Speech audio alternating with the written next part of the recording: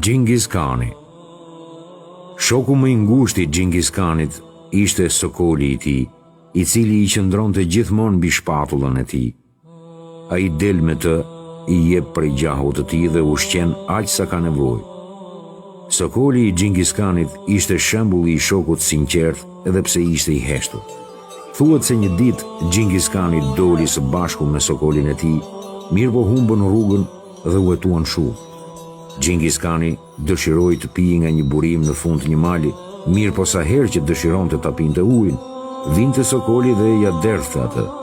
Kështu Gjingis Kani u mundua 3 herë ta pijë ujin, mirë po Sokoli për çdo herë vinte dhe ja derdhte atë. Prandaj këtë herë Gjingis Kani vendosi që sapo të vijë t'ia kpus kokën dhe ashtu dhe veproi. Mirë po në momentin që ja kputi kokën dhe filloi t'i rrithte gjaku Sokolit, Gjingis Kani u pendua dhe e kaploi mërzia. Prandaj pa e pirë ujin, vendosi të shkojë ta shohse nga vinte uji. Dhe kur hypi pak më lart, pa se në ujë ishte një gjarpër i ngordhur, i cili e kishte helmuar ujin.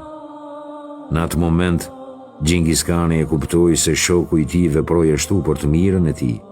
Mirë po këtë e kuptoi kur tashmë ishte shumë vonë.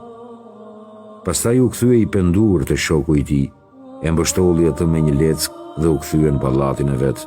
Ai atje urdhëroi njërin nga shërbëtorët e tij që të bëjë një sokol prej ari dhe të shkruajë në krahët e tij: Shoku ngelet shok, edhe nëse vepron diçka që nuk të pëlqen. Me të vërtetë çdo vepër që shkaktohet nga hidhërimi përfundon me dëshpërim.